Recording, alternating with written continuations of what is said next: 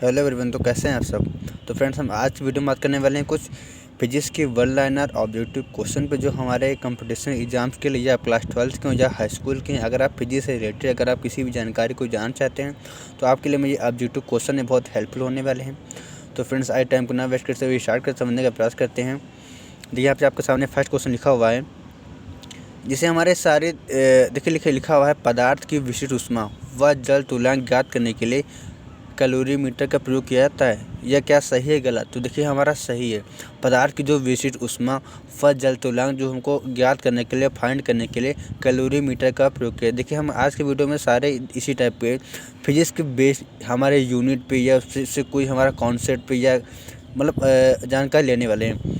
जैसे हमारा second question है, कैलोरी की इकाई कैलोरी प्रति देखिए लिखा है ऐसे, कैलोरी की इकाई जो है कैलोरी प्रति ग्राम में दर्शाते हैं। तो सही। पारा जो है ऊष्मा का अच्छा चालक नहीं होता है, गलत। पारा जो है ऊष्मा का हमारा, देखिए यहाँ पे क्या लिखा हुआ है, पारा ऊष्मा का अच्छा चालक नहीं होता है। तो ये रॉन्ग है। देखिए ये क्या है, रॉन्ग, क्योंकि हम लोग जानते हैं पारा जो है ऊष्मा का अच्छा जो है कंडक्टर है। लेकिन इसमें क्या क्वेश्चन बोल रहा है, पारा ऊष्मा का अच्छा चालक नहीं होता। तो इन्होंने इसमें ये गलत लिखा है ना। देखिए यहाँ पे लिखा हुआ, आगे नेक्स्ट पे लिखा है क्वेश्चन हमारा, मीट्रिक प्रणाली में तापमान की इकाई डिग्री फ़ारेनहाइट है। तो मीट्रिक प्रणाली में तापमान की इकाई जो हमारी डिग्री फ़ारेनहाइट नहीं है। पानी की विशिष्ट ऊष्मा 1 होती है। तो सही है। इसे लिखा है, किसी पिंड की गर्माहट या सीलदन के माप को क्या कहते हैं? तो किसी पिंड की गर्माहट या सीलदन के माप को तापमान के कहते हैं। चलते हैं नेक्स्ट पेज पे। तो यहाँ पर देखिए नेक्स्ट पेज पे लिखा हुआ है, अमीटर को हमेशा समांतर क्रम में जोड़ा जाता है। तो रॉन्ग। देखिए लिखा है, अमीटर को हमेशा समांतर क्रम में जोड़ा जाता है। तो ये गलत लिखा, तो हम लिख दीजिए असत्य। देखिए ब्रेकेट में यहाँ पे इसका सोल्यूशन भी लिखा हुआ है। देखिए एनसीवीटी 1999 में पूछा भी गया था। अमीटर हमेशा परिपथ में श्रेणी क्रम में जोड़ते हैं। अमीटर को हमेशा हम लोग फ्रेंड्स किस में जोड़ते हैं? सीरीज में, यह हम लोग श्रेणी क्रम में जोड़ते हैं। चलते हैं नेक्स्ट क्वेश्चन पे। जैसे यहाँ पे लिखा हुआ हमारा, कुचालक विद्युत के अच्छे चालक होते हैं। गलत। चालक जो होते हैं वो हमारे विद्युत के अच्छे चालक होते हैं, क्योंकि कंडक्टर या चालक में हमारी करंट आसानी से पास हो सकती है। लेकिन हमारा इंसुलेटर हो गया, इसको हिंदी में बोलते हैं कुचालक। कुचालक जो होते हैं वो हमारे विद्युत की जो इलेक्ट्रिक है वो हमारे अच्छे चालक नहीं होते हैं, क्योंकि हमारी उसमें करंट जो है पास नहीं हो सकती है। जो यहाँ पे लिखा हुआ है असत्य, क्योंकि देखिए इसमें इसका ये भी लिखा है, कुचालक विद्युत के अच्छे विद्युत नहीं होते, क्योंकि इनका प्रतिरोध देखिए बहुत अधिक होता है, क्योंकि इनका जो रेजिस्टेंस बहुत ज़्यादा होता है ना, इनका रेजिस्टेंस बहुत ज़्यादा होता है, इसलिए ये हमारे कुचालक होते हैं वो विद्युत के अच्छे चालक नहीं होते हैं।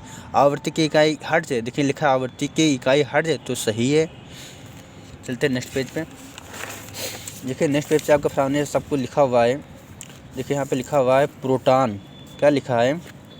प्रोटॉन का संवहन धारा है।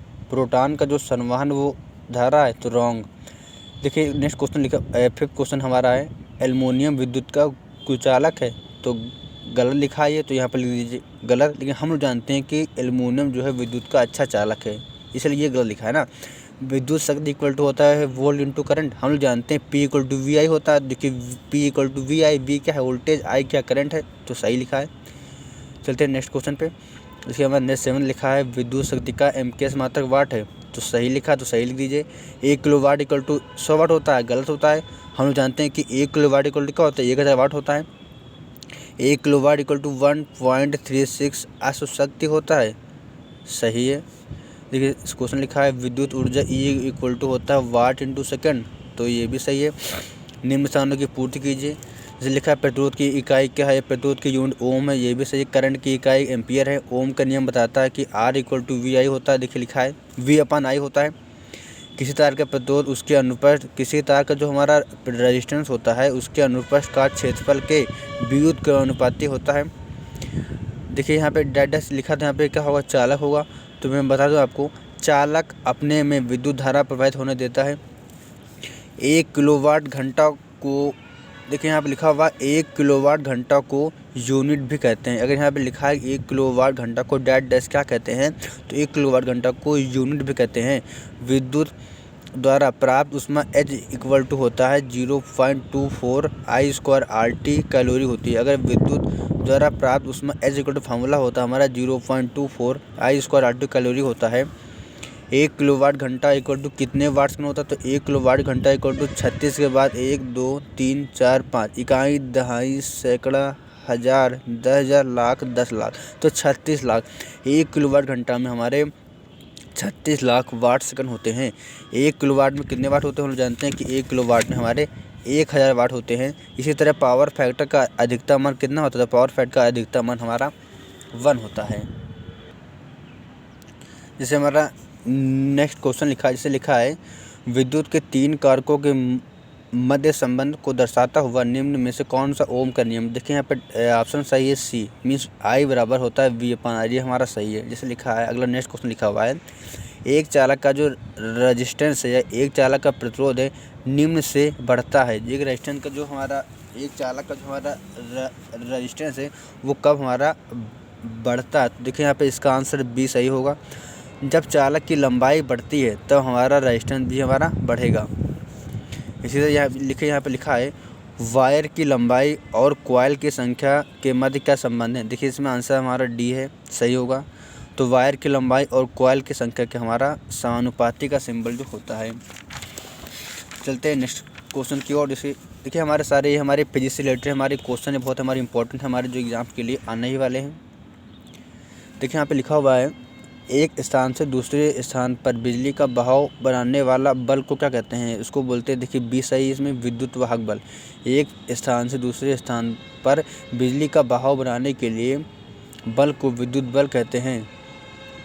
समान लंबाई के मोटे लोहे के तार की अपेक्षा पतले तार में विद्युत प्रतिरोध कितना होता है? अगर देखिए लंबाई दोनों की, अगर एक तार मोटा तार है और एक हमारा पतला तार है और दोनों की लेंथ क्या है? सेम है। तो यहाँ पर देखिए लिखा है समान लंबाई के मोटे लोहे के तार की अपेक्षा पतले तार में विद्युत प्रतिरोध क्या होगा? देखिए इसमें इसका आंसर सही होगा हमारा अधिक होगा।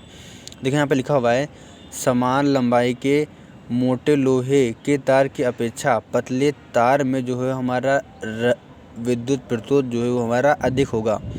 मीन्स हमारे पतले तार में हमारा रेजिस्टेंस ज़्यादा होगा और मोटे तार में हमारा रेजिस्टेंस कम होगा। मोटे तार में हमारा रेजिस्टेंस कम होगा। इसीलिए आपने देखा होगा कि हमारे जो केबलें होती हैं, जो हमारे हाई लाइन की, उनके देखिए केबल जो होते हैं मोटे होते हैं। केबल मोटे होंगे तब तो उनमें क्या होगा? मैंने अभी आपको बताया उसमें रेजिस्टेंस कम होगा और जब रेजिस्टेंस कम होगा तो उसमें करंट आसानी से फ्लो होगी।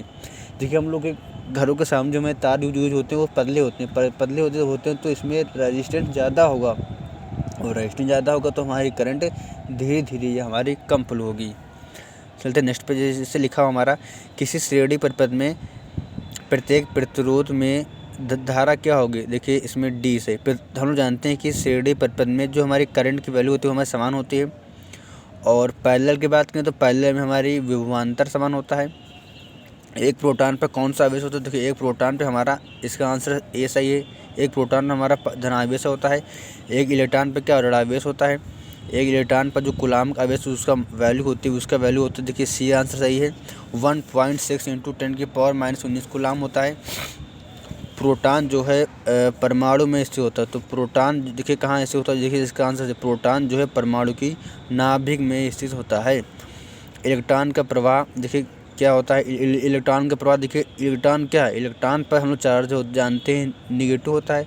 तो आप ये मान लीजिए अगर इलेक्ट्रॉन पर चार्ज निगेटिव है तो वो पॉजिटिव की ओर जाएगा। किसकी ओर जाएगा? जैसे प्रोटॉन पर चार्ज कितना होता है? पॉजिटिव होता है। तो ये पॉजिटिव है तो जाएगा निगेटिव की ओर। तो प्रोटॉन की बात करें, इसका चार्ज होता है पॉजिटिव तो ये निगेटिव की ओर जाएगा, तो ये पॉजिटिव से निगेटिव हो जाएगा। इसी तरह ये इलेक्ट्रॉन है तो इलेक्ट्रॉन जो है वो हमारा देखिए नेगेटिव टू पॉजिटिव, जैसे आंसर देखिए इसमें सी सही होगा। जैसे हमारा ये लिखा हुआ अगला डैश धारा के मान व दिशा में परिवर्तन होता रहता है। तो प्रत्यावर्ती जो धारा है उसके मान व दिशा में वैल्यू डायरेक्शन में चेंज होता रहता है। डैश धारा के मान व दिशा स्थिर रहते हैं। तो हमारा जो देखिए सी आंसर सही होगा। अचल धारा के मान व दिशा स्थिर, जिससे हमारा डीसी जो करंट है धारा के मान और दिशा में स्थिर रहते हैं। वोल्ट मीटर को विद्युत परिपथ में सदैव आपको याद करना चाहिए कि समांतर क्रम जोड़ते हैं। देखिए जो हमारा वोल्ट मीटर होता है वो हम इलेक्ट्रिक सर्किट में ऑलवेज समांतर क्रम जोड़ते हैं और अमीटर को हमेशा परिपथ में श्रेणी क्रम में जोड़ते हैं। ये आपको 2 बातें याद रखनी हैं कि ओल्ड मीटर को हमेशा विद्युत परिपथ में समांतर में जोड़ते हैं और अमीटर को हमेशा हम जोड़ते हैं सीरीज में। ताप बढ़ाने पर धातुओं का प्रतिरोध क्या होगा, आप बताइए, बढ़ता है। अगर हम किसी भी पदार्थ का टेम्परेचर इंक्रीज करेंगे तो उसका रेजिस्टेंस भी हमारा इंक्रीज होगा। अर्धचालकों का प्रतिरोध तापमान वृद्धि के साथ क्या होगा, घटता है। अगर अर्धचालक है, सेमी कंडक्टर है, अर्धचालक का प्रतिरोध तापमान अगर बढ़ाया जाए तापमान वृद्धि के साथ, अर्धचालक का देखिए प्रतिरोध है तापमान, अगर तापमान बढ़ा दें तो हमारा प्रतिरोध जो हमारा घटेगा। किसी तत्व के परमाणु भार तथा संयोजकता के अनुपात क्या कहते हैं, देखिए इसमें आंसर सही होगा बी बोलो तुल्यांकीय भार। किसी तत्व के परमाणु भार तथा संयोजकता का जो अनुपात होता है उसको बोलते हैं तुल्यांकीय भार। किसी चालक में इलेक्ट्रॉन्स का प्रवाह कहलाता है तो उसका विद्युत धारा कहलाता है। किसी चालक में इलेक्ट्रॉन का फ्लो कहलाता है विद्युत धारा। किसी चालक को एक सिरे से दूसरे सिरे तक विद्युत धारा को प्रभावित करने वाला बल क्या कहलाता है, वो कहलाता है प्रतिरोध। देखिए यहाँ पे सब लिखा हुआ है, इसका आंसर सी सही होगा। किसी चालक के एक सिरे से दूसरे सिरे तक विद्युत धारा को प्रवाहित करने वाला बल कहलाता है, वो कहलाता है हमारा प्रतिरोध। चलते हैं नेक्स्ट क्वेश्चन पे, जैसे लिखा हुआ हमारा, जो बल किसी परिपथ में इलेक्ट्रॉन को बहाने के लिए प्रेरित करता है उसे कहते हैं हम लोग विद्युत वोल्टेज। विद्युत वोल्टेज जो बल है जो किसी सर्किट में इलेक्ट्रॉन को फ्लो करने के लिए मतलब उत्तेजित करता है, या एक्साइटेड करता है। बंद परिपथ में 2 बिंदुओं के मध्य विभव या वोल्टेज कहते हैं, इसको बोलते हैं विभवांतर। किसी क्लोज सर्किट में 2 बिंदुओं के मध्य विभव या वोल्टेज को कहते हैं विभवांतर। विशिष्ट प्रतिरोध का फार्मूला क्या होता है, उसका फार्मूला होता है, देखिए रो इक्वल टू फार्मूला होता है RA/L। विशिष्ट प्रतिरोध इसको हम डिनोट करते हैं रो से, तो इसका फार्मूला होता है रो इक्वल टू क्या होता है RA/L। विद्युत धारा को परिभाषित करता है तो I बराबर Q/T होता है। वोल्टेज इंटू करंट किसके इक्वल होता है, तो वोल्टेज इंटू करंट हमारा शक्ति के इक्वल होता है। ये देखिए हमारे न्यूमेरिकल ये हैं। जैसे अगर बात कर ली ये कि किसी मशीन के लिए कार्य करने की दर को कहते हैं तो इसका आंसर होगा सी, शक्ति है। क्या कहते हैं, कार्य करने की दर को हम शक्ति कहते हैं और कार्य करने की क्षमता को क्या कहते हैं, ऊर्जा कहते हैं।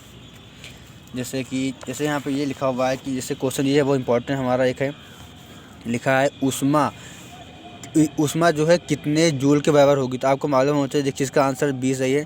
ऊष्मा जो वो हमारी 4.18 जूल के बराबर होगी। तो फ्रेंड्स आज की वीडियो मिलते हैं नेक्स्ट वीडियो में। अगर आपको जानकारी थोड़ी सी भी अच्छी लगी हो तो अपने दोस्तों तक जरूर शेयर कीजिए और चैनल को लाइक और सब्सक्राइब जरूर कीजिए। Thank so much.